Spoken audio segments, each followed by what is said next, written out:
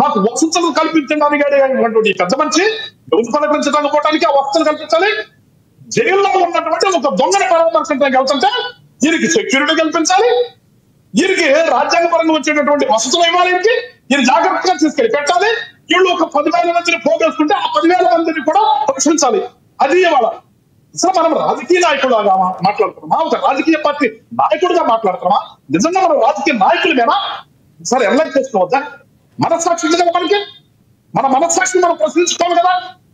Being a politician నేను ఏం చేస్తున్నాను, ఏం మాట్లాడుతున్నాను, నేను ఎక్కడికి పోతున్నాను, దేని గురించి చేస్తున్నాను అనేది కొంచెం మనం ఉండాలి కదా. రోడ్లు తవ్వేశామా, ఎంత సిగ్గుమంది మాట్లాడేది. గతంలో మీరు రోడ్లు లేకుండా చేసి ఇష్టానుసారంగా నాశనం చేస్తే మేము వచ్చే దగ్గర నుంచి మాకు ఈ 15 ఏళ్ల కాలంలో అన్ని సార్లు రోడ్లు వేస్తే మేము వెళ్తుంటే ఈ రోడ్లు తవ్వేస్తారంట. ఈయనకి 2,000 మంది పోలీసులు పెట్టారు. మా కోసం, దేనికోసం? నీ గతంలో చూసాం కదా. నీ హెలికాప్టర్ చుట్టూతా నీ మందిరందరిని కూడా పెట్టుకుని ఏం చేయాలని ప్రయత్నం చేశా? నీ హెలికాప్టర్ చుట్టూతా హెలికాప్టర్ మనుషులు పోలీస్తారు ఎవరన్నా ఎప్పుడైనా చూసామా గతంలో? కానీ మొత్తం నేను హెలికాప్టర్ దగ్గర పెట్టుకుని నా హెలికాప్టర్ పాడైపోయింది, నేను కారులో వెళ్తానని చెప్పి వెళ్తే అది కేసు ఎందుకు వాడతా అంటే మన శాస్త్రాలు ప్రజలు గమనించట్లేదండి. ఒక పొలిటీషియన్ అని చెప్తున్నప్పుడు, ఒక పెద్ద పార్టీ నాయకులు ఉన్నప్పుడు, గతంలో ఒక సీఎం హోదాలో ఉన్నప్పుడు మనం ఏం చేస్తున్నాం ఒకసారి ఆలోచన చేయాలి కదా. ఏమీ లేకుండా ఇష్టానుసారంగా ఉన్నాయి రాష్ట్రంలో. ఈ 15 నెలల్లో మీరు బెంగళూరు నుంచి తాడేపల్లికి వస్తే, తాడేపల్లి నుంచి మీరు రాష్ట్రంలో తిరగడానికి వస్తే ఎక్కడికి వచ్చారండి మీరు?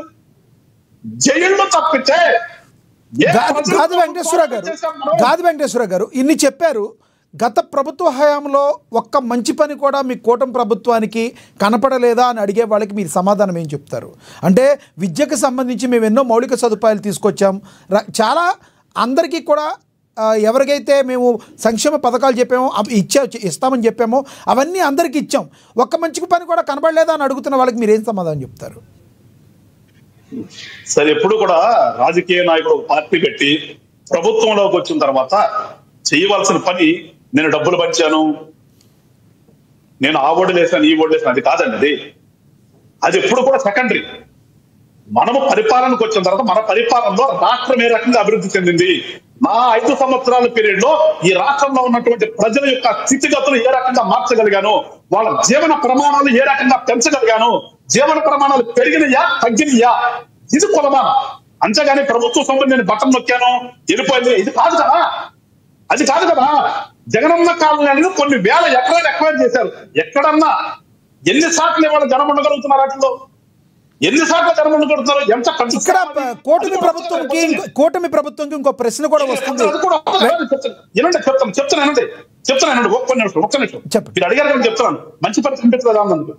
ఏంటి మంచి పని నేను అడుగుతున్నాను. ఏంటి మంచి పని? మీరు ప్రభుత్వం ఎప్పుడూ కూడా కంటిన్యూస్ ప్రాసెస్. ప్రభుత్వం ఎప్పుడు కూడా ఎవడు సొత్తు కాదు, ఒక కంటిన్యూస్ ప్రాసెస్. అది మనకు రాజ్యాంగం ఏర్పాటు దగ్గర నుంచి మనకు ఒక సిస్టమ్ ఏర్పాటు దగ్గర నుంచి కంటిన్యూస్ గా వస్తూ ఉంటది.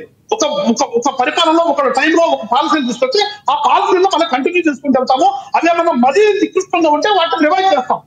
కానీ ఇక్కడ మనం చేసిందేంటి? ఏ ఒక్కటైనా గతంలో ఉన్నటువంటి పాలసీల్ని మీరు కంటిన్యూ చేశారా? అదే సాక్షాత్ రాజధాని వద్దన్నావు కదా. అసలు నువ్వు రాజధానినే వద్దు, నాకు అసలు రాజధాని అవసరం లేదు, నాకు నేను ఎక్కడ కూర్చొని అక్కడ రాజధాని అని చెప్పేసి రాజధాని లేకుండా చేసినటువంటి పెద్ద మనుషులు నువ్వు. ఏమి పాలసీ అని చెప్పాలంటే కూటమి ప్రభుత్వం మీద ప్రధానంగా వస్తున్న ఆరోపణలు వెంకటేశ్వర గారు, కూటమి ప్రభుత్వంలో వస్తున్న ప్రధాన ఆరోపణలో, ప్రభుత్వం మీద వస్తున్న ఆరోపణలో ఏదైతే ప్రతిపక్షంగా ఉన్నప్పుడు మేము ఇస్తామని చెప్పిన హామీలు చేస్తామని ఇమీడియట్లీ వచ్చిన తర్వాత భయభ్రాంతులకు గురవుతున్నాం, ఏం జరుగుద్దో ఏం చేస్తున్నామో నాకే తెలవట్లేదని పవర్ పాయింట్ ప్రజెంటేషన్లో చంద్రబాబు గారు మాట్లాడటాన్ని అందరూ ఆక్షేపిస్తున్నారు. గత ప్రభుత్వంలో ఇలా జరిగిందని మీరు చెప్పినప్పుడు మీకు తెలవదా? లేనిపోయిన హామీలు ఈ రోజున ఇచ్చి ప్రజల్ని మోసం చేస్తున్నారనే వాళ్ళకి మీరు ఏం చెప్తారు? ఇప్పుడు ఒకటి గుర్తుపెట్టుకోవాలి సార్, ఎవరైనా ప్రభుత్వంలోకి వచ్చిన తర్వాత ప్రజాస్వామ్యంలో మనకు ప్రజలు మెచ్చి ఓట్లేసి గెలిచి వచ్చి ప్రభుత్వంలో భాగస్వామ్యం, ఏ పార్టీ అయినా ప్రభుత్వంలో భాగస్వామ్యం. ప్రభుత్వం ఆ పార్టీ ప్రభుత్వం కాదు. ప్రభుత్వం అంటే పర్మనెంట్ గా ఎగ్జిక్యూటివ్. మనకు ఐఏఎస్ గారు ఐపీఎస్ ఒక సిస్టమ్ ఉంది. ఆ సిస్టాలన్నీ పర్మనెంట్ గా అయినటువంటి గవర్నెన్స్ అది. మనం ఒక పార్టీ గెలిచిన తర్వాత వచ్చి మన పార్టీ టైం ఎగ్జిక్యూటివ్ ఉంది. 5 years మన టైం. ఈ పార్టీ టైం ఎగ్జిక్యూటివ్ లో వచ్చిన తర్వాత ఎప్పుడు కూడా కొంచెం ఆలోచన ఉన్నటువంటి వ్యక్తి అయితే ఏం చేస్తాడంటే రాష్ట్రం ఖజానా ఏంటి, రాష్ట్రానికి వచ్చేటటువంటి పెట్టుబడులు ఏంటి, ఇన్కమ్ ఎంత, మనం పెట్టేటటువంటి ఖర్చులు ఎంత, వీటిని బేరీ చేసుకుని బడ్జెట్ తయారు చేస్తాం. దాని ప్రకారంగా ఆలోచించినప్పుడు ఇక్కడికి వచ్చి చూస్తే మనకు కనిపిస్తుంది అస్తవ్యస్తం చేసి వెళ్ళారు. అస్తవ్యస్తంగా పెట్టెళ్ళిన తర్వాత అప్పుడు ఆయన పవర్ పాయింట్ ప్రెజెంటేషన్ లో ఇదిగో గత 5 సంవత్సరాలు ఈ రకంగా జరిగింది, ఈ రకంగా జరిగింది, ఈ రకంగా జరిగింది, చేసి ఇవాళ మేము చేయాలనుకున్న అన్ని కూడా కొంచెం టైం తీసుకుంటది కానీ ప్రతిదీ చేస్తాము అని చెప్పడంలో తప్పేంటి? ఎవరు ఆక్షేపిస్తారు? ఎవరు ఆక్షేపిస్తారు? కొంచెం రాజకీయాలన్నా తెలియాలి, రాష్ట్రం గురించి అలా తెలియాలి, ప్రజాస్వామ్య విలువలు తెలియాలి. ఒక రాష్ట్రంలో పౌరుడిగా ఉన్న తర్వాత ఒక రాష్ట్రం యొక్క నుంచి వచ్చేటువంటి బెనిఫిట్స్ ఏ రకంగా మనం తీసుకోవాలి అది ఆలోచించే వాళ్ళు ఎవరు కూడా ఆక్షేపం కాదు. ఎవరైనా సరే, ఇవాళ చంద్రబాబు నాయుడు గారు కావచ్చు, లేదంటే జగన్మోహన్ రెడ్డి గారు కావచ్చు, ఎవరైనా సరే ప్రభుత్వంలోకి వచ్చిన తర్వాత ఒకసారి ప్రభుత్వ ఆర్థిక పరిస్థితిని చూస్తుంటే దానికి అనుగుణంగా వెళ్తారు, ఖచ్చితంగా హామీలు ఇస్తారు. ఏ పార్టీ అయినా ఎక్కడైనా ప్రజాస్వామ్యంలో ప్రతి పార్టీ కూడా ఒక మేనిఫెస్టో తయారు చేసుకుంటే ఆ మేనిఫెస్టో ప్రకారం కొన్ని ఇస్తారు. ఇచ్చినప్పటికీ కూడా వచ్చినవి చేయాలంటే ఖచ్చితంగా ఉండాలి కదా. ఎవరు సొంతలప్పుడు కట్టారు కదా, ఏదో నొక్కారు కదా, సొంతలప్పుడు నొక్కారా? లేదు ఇవాళ మేము కూటమి తగ్గిస్తున్నాం, మేము సందర్భం మేము ఇవ్వం కదా. ఏదైనా ప్రతి తప్పే తిరిగి ప్రజలకు ఇస్తాం. ఇది ప్రభుత్వం తెలుసుకోవాలి. అలాంటప్పుడు ఉన్నటువంటి పరిస్థితులు చూసి దానికి అనుగుణంగా మనం ఒక ప్లాన్ ఆఫ్ యాక్షన్ వెళ్తూ ఉంటాం. ఒక నెల పట్టచ్చు, 2 నెలలు పట్టచ్చు, టైం తీసుకుంటే ఎప్పుడైనా రాగానే వెంటనే ఏది కూడా అమలు చేయలేరు.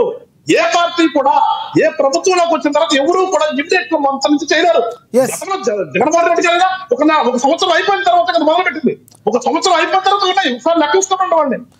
ఎప్పుడు కూడా మనం ఆలోచన చేయాల్సింది ప్రభుత్వము పరిపాలన ఆలోచన చేయాలి. చెప్తే ఎంతసేపు వాడిని నరుకుదామా, వీడిని నరుకుదామా, వాడిని కొడదామా, వీడిని కొడదామా, దొరికింది దోషేసుకుందామా, ఇలా దోచుకోబట్టు కదా అదే కేసులన్నీ కూడా. జగన్మోహన్ రెడ్డి ఎక్కడ చెప్తాను నేను, ఒకసారి వాళ్ళే ఎన్లైన్ చేసుకోవాలి, ఆ పార్టీ వాళ్ళే ఎన్లైన్ చేసుకోవాలి. ఎవరిని పరామర్శించడానికి వెళ్తారు, ఎక్కడికి వెళ్తున్నాం మనం, ఒకసారి పొలిటీషియన్ ఆలోచన చేయాలి.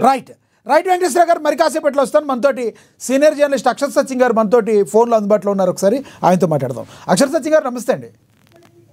సార్ నమస్కారం సార్, మీకు ప్యానల్లో ఉన్న పెద్దలందరూ కూడా నమస్కారం. అక్షర్ సత్యం గారు, జగన్మోహన్ రెడ్డి గారు ఈరోజు మాట్లాడారు. నెల్లూరు జిల్లా పర్యటించారు. ఆయన కాకాని గోవర్ధన్ రెడ్డి గారిని పరామర్శించారు. అలాగే నల్లపరెడ్డి ప్రసన్న కుమార్ రెడ్డి గారిని కూడా కలిశారు. ఆయన మీద జరిగిన దాడిని ఖండించారు. తర్వాత మీడియా ముఖంగా మాట్లాడారు. మీరు వినే ఉంటారు. ఆ మాటలను, వ్యాఖ్యలను ఏ రకంగా చూస్తారు? సార్, తన పార్టీ నాయకుల్ని కార్యకర్తల్ని అరెస్ట్ చేసినప్పుడు పలకరించడం తప్పులేదు.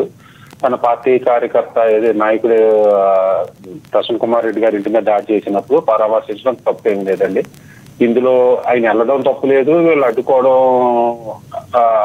ఒక రకంగా తప్పే.